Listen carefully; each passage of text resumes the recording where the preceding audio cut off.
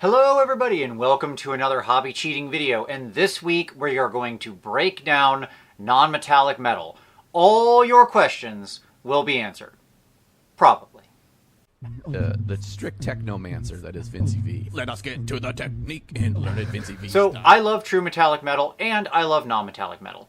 And I know this is one of the biggest challenges painters have, is painting non-metallic metal and making it look credible. In fact, it's probably the most common question I get on the Patreon from the people who are putting up their models and want feedback or advice from me. By the way, link down below for the Patreon if you want to support the channel. It's really appreciated, and it's a great community full of really enthusiastic hobbyists. Anyways, today we're going to really get into the nitty and the gritty of everything related to non-metallic metal, and we're going to use this awesome 3D printed knight to do it. This guy is pretty big. He's about 75 millimeters, and he is like plates on edges, so he's going to be a great example. Let's head over to the desk and let's get painting. All right, right off the rip, I'm going to take you through the four key elements of non-metallic metal. Number one, contrast. We need to go from something quite dark to something quite light. It does not have to be necessarily white and black, just low value to high value. It can be any color basically, but it has to be dark to light. Contrast. Number two, shape. So there are three fundamental shapes: squares, columns, spheres. You need to figure out which one you are painting on, and that will determine where and how the light acts. Don't worry, we'll explain all of these in detail. Number three, light volume. How big and broad are your highlights versus your shadows? That's going to depend on where it is on the miniature, how it's facing the light, and so on. Number four is bounce lights. This is the thing I see most people who first paint non-metallic metal miss. Metals are shiny enough that they catch not only the primary light, i.e. often the light from above, the sun or something like that, but they also are going to reflect a secondary light, a bounce light, i.e. it's light that goes down, hits the ground, bounces up, and hits the bottom of the surface. It will usually be opposed or set apart from the primary light. Okay, so today with this figure we are going to explore all four of those concepts. All right, let's take a look at the figure. So I'm going to start painting here, and I'm going to kind of mix these up as I go, talking a little about each of them as they apply. We're going to start with a square, and that is his chest plate. And you might say, Vince, his chest plate is not a square. Okay, let's pause here for a second. And I want to just frame on this shot, because this guy's very complicated. He has a lot of filigree and all this nonsense, but in the end, he's still just combinations of those shapes. They're complicated versions of those shapes, but they're still those shapes. His chest is a big flat panel. It is one side of a square. It is flat, a flat, okay? So that's going to determine how we place our highlights. His arm, his right arm, is a column. So when we get to the arm, we will treat it as a column and highlight it accordingly. Again, we'll break all these down as we go. His shoulder is a sphere on top with a column on the bottom. Okay, as well as some flats that are extra little flare. Sometimes with very complicated figures like this, each shape might be a combination of different ones, but being able to ignore the detail and get at the key elements and understand what type of shape you're working with is going to help you set your highlights in the right place. Okay, let's go back to painting the figure. So the first thing I'm going to do, and you're going to see all of these happen really, really fast, okay? Like, you're going to see me move through the paints quickly because it doesn't really matter. By the way, I'm using effectively 3 paints for this whole thing, which is my Payne's Gray from Pro Acryl, a Jade from Pro Acryl, and then a light or faded green from Pro Acryl. So very simple, nice progression, easy peasy. Where I'm very up top, I'll use a little green gray as a substitute for my white. Okay, so what we do is I just start building up some areas of highlight. And because it's a flat, what's going to happen is on a flat surface, light cascades along the specular highlight, which is we're going to pick a viewing angle, and that is the area where the viewer's eye is expected to meet the figure. Okay? So in general, with flat planes like this, we're going to pick a line, a shaft of light going down the center. Whoosh, that's where the primary light's going to be. So as you see me build up down the chest, you'll notice in each side, each pectoral, I'll eventually later on in the video have the other side painted. You see that I'm making a shaft of light that's going to travel down the surface. Okay? And that's my primary light. So again, I'm running from very dark, building up through mixes of the colors, Payne's Gray plus Jade, eventually pure Jade, Jade plus the faded green, and then eventually a slight addition of the green-gray for just like edges and little tiny light touches and so on. But I build it up in a straight line down there. Now, you can't do it just through layering. I do have to go back at the end and glaze and stuff like that to bring it in. One of the things that's going to happen, that certainly happened to me here, is when you're putting on your initial low tones, like I'm doing with the Payne's Gray plus just a little bit of Jade, it's going to look pretty bright. Then you'll get to your actual bright colors that have some kind of like white in the paint or something. Like I'll get to my faded green infused color, and it will make that other part just look like pure black by comparison. So you often need to go back and adjust the size of these volumes. The other thing I will say is when you're painting the shaft of light, on the individual flats, light will often travel in a bit of a triangle. So what I mean there is on a flat, on a square, you end up having a bit of a shape of a triangle where the light starts broad at the top and then expands in one, or broad and then expands to, or sorry, shrinks into being thin, or starts thin at the top and expands into being broad. It depends on, is it facing down or up? So, like, is it facing toward the light or kind of away from the light? Is basically, as the light would cascade down the surface, it will expand. Okay? That's what we're capturing here. The light is going to kind of bounce along the surface, and as it does so, it spreads out and expands, blooms in a reflection. Okay, so that's our flat, right? Our square. Okay? So let's move over to the column, which is the arm. And here on the arm, when I say it's a column, I mean because arms are columns. They are, again, there's more to them than that. They have more detail. But you need to think abstractly. What is the general shape here? Columns have a primary light, primary specular light, directly facing the viewer towards the light. So think of a triangle. Light comes down, hits the shape, comes towards your eye. Okay? And then basically the easiest way to think about it is if you move around the whole column, you have primary lights at noon and 6 p.m. and bounce lights at 3 and 9 p.m. Think about a clock. Okay? So directly opposed to each other are the two primary lights, the front and back of the column. And the bounce lights are at 90 degrees to the side of that. Okay? That's sort of the simplest way to think about it. So what we're going to do here is I'm going to, again, build up towards the center of his sort of bicep and arm. That's where we're going to put the primary light. Once again, I build up. It's the same paint progression. And that's where we're going to really push that light up into that high highlight in the primary light. Now, here's where I want to talk a little bit about placement of bounce lights as I'm working through this. You'll notice on the edge of the arm, where it reaches the edge, so he has these big, huge armor plates. So down the center is the primary. Over to the side, where it's going to turn around, effectively at what would be 9 p.m. on his arm, if it's a clock face, is where I start placing the bounce light. You'll notice on the chest, I placed it over to the side. Kind of like the primary light travels down the center of the chest. As you look at the chest, on the right side of his arm, of his chest, nearest to his right arm is where I place the bounce light. Why? Because the primary light would bounce off of the shiny armor on his arm and reflect against the chest. Remember, light doesn't hit and stop. It hits and bounces. So that's where the bounce light on the chest is going to go. In a similar way, it bounces off the chest and forms the bounce light on the inside of the arm at 3 p.m. So, in this case, I'm just going to show you the two to keep it simple. So the primary travels along the center line there, and then at noon, and then at 9 p.m. is where we've got our bounce light. Importantly, I am not going to go as high up in light on the bounce light as I do on the primary light.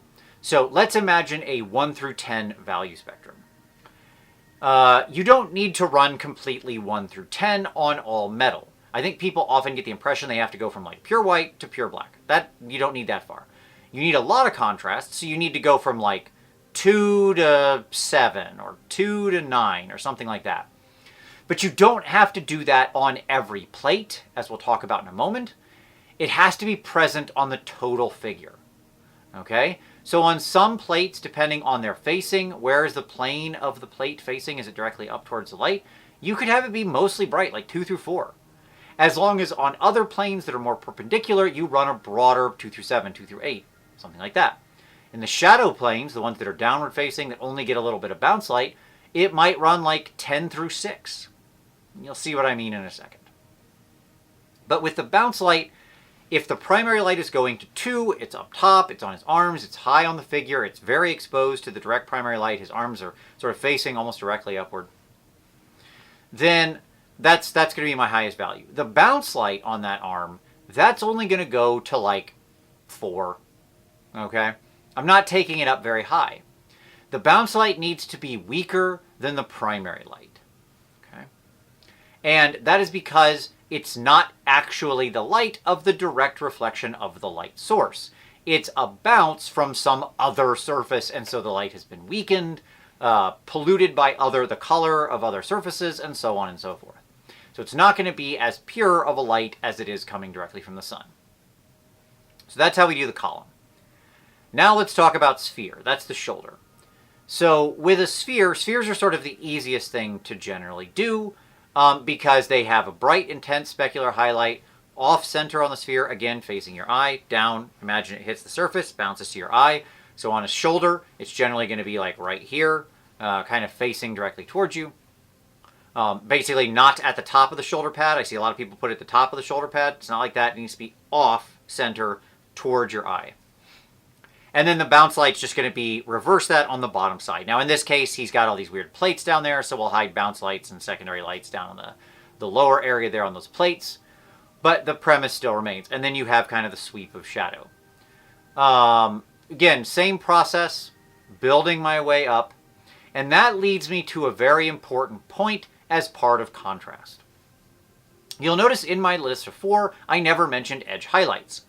But edge highlights are absolutely essential to selling non-metallic. Light really does gather on the edges of surfaces, especially metallic surfaces.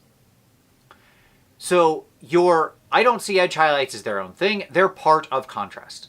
You need to push your edges up to a higher value than whatever is around them. So that's just part of your contrast package. On the upper parts of this figure, my edges, that's where I'm going to use the green-gray. That's why I kept that extra kicker white, and I'm really only using it for edges. And even then, it's not actual dead white, it's green-gray, which by most accounts, if you look at it in the bottle, does not look very close to white. But here in this composition, it's going to look like I'm putting on dead white. And that's what I do all those upward-facing edges with. The way to think about edge highlights is that the color of the edge highlight should be one step above whatever the highlight is for that plane.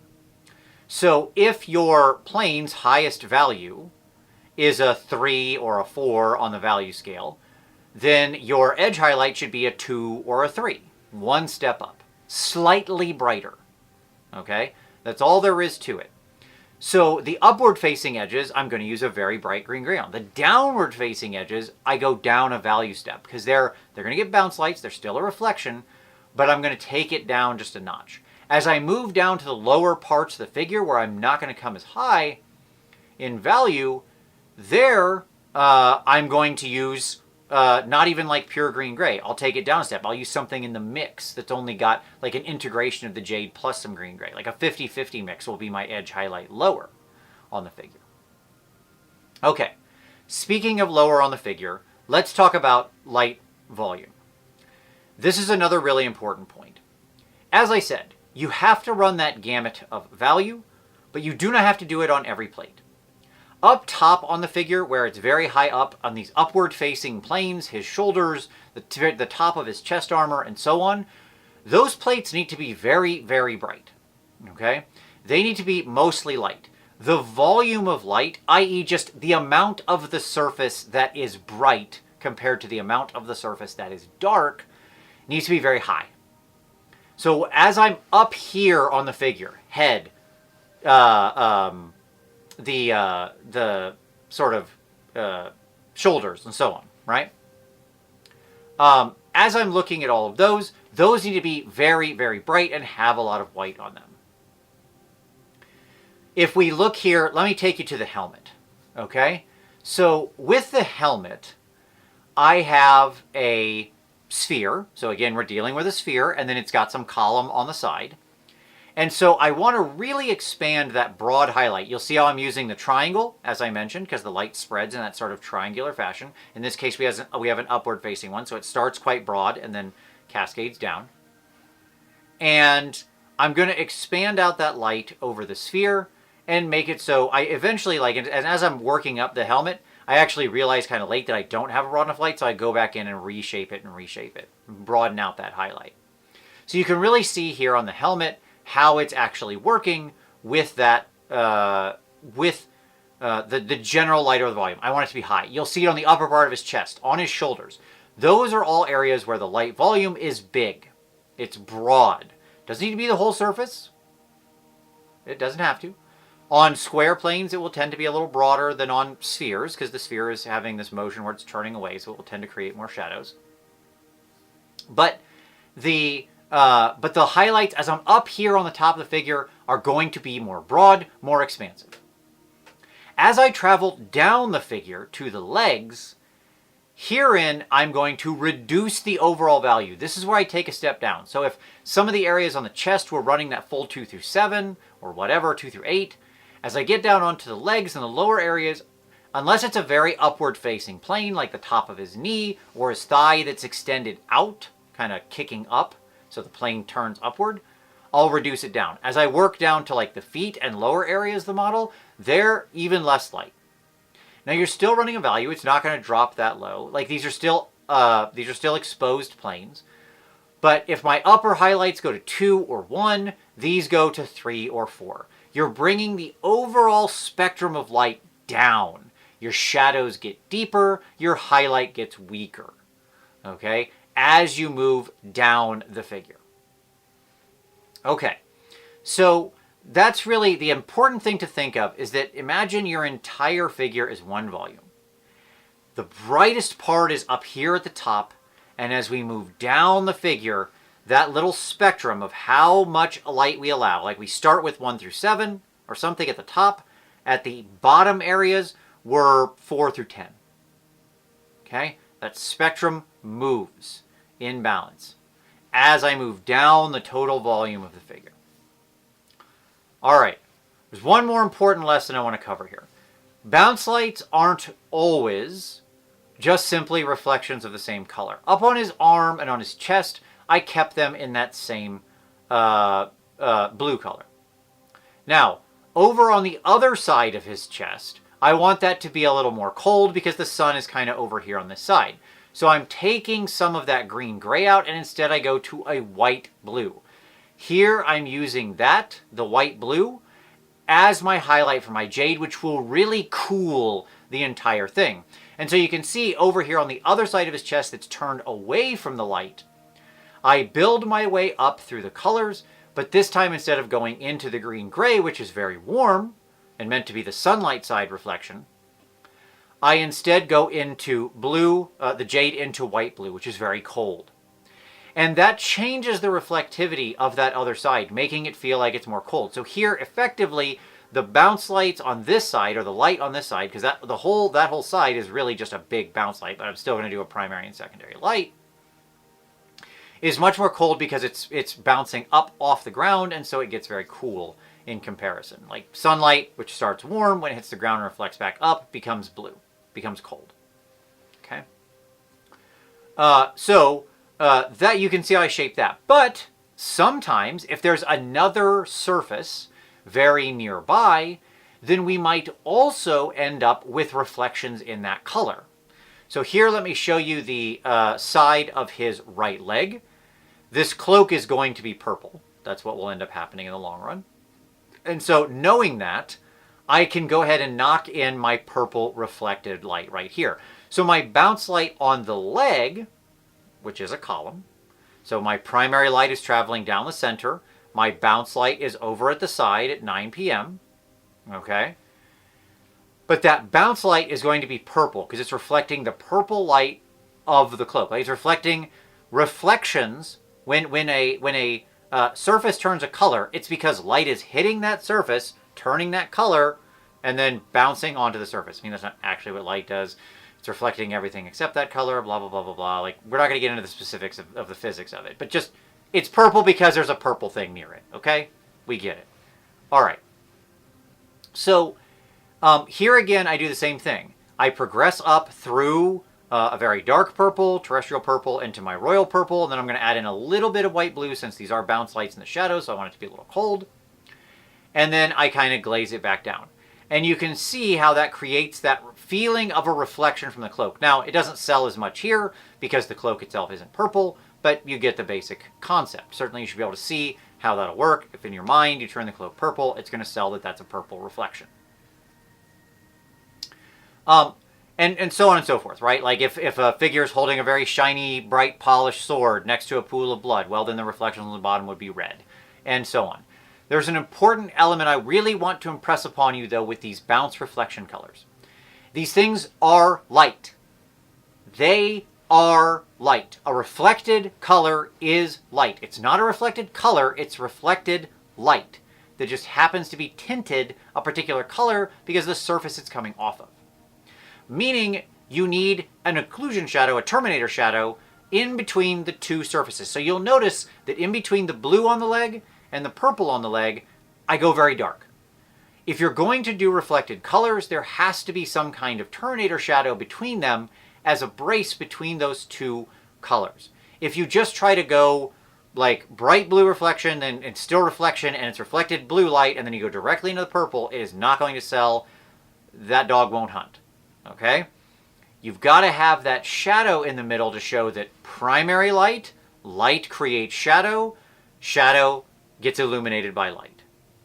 And in that progression of light to dark to light to dark, that's how you sell the non-metallic metal with the reflection. Okay? So, summary. Contrast, very important. You need to run a wide gamut of value, but you do not need to run it on the entire surface, like on each plate individually or each section or volume, but you do need to have it contained within the miniature in toto. The light should start higher up top, brighter in general, broader light volumes, and travel down. Shapes are your important key. Squares, spheres, columns. Just break it down, abstract it out. What is this thing? Arms and legs, mostly columns. Torsos often have flats on them, along with columns. Like the top of your pecs tend to be flats. Your abs and center chest tends to be a column, and so on and so forth. Okay? Globes, your hat, top of your head, top of your shoulder. Sometimes these shapes can be shoved together, that kind of thing. Okay? And so, the knee is a globe and so on.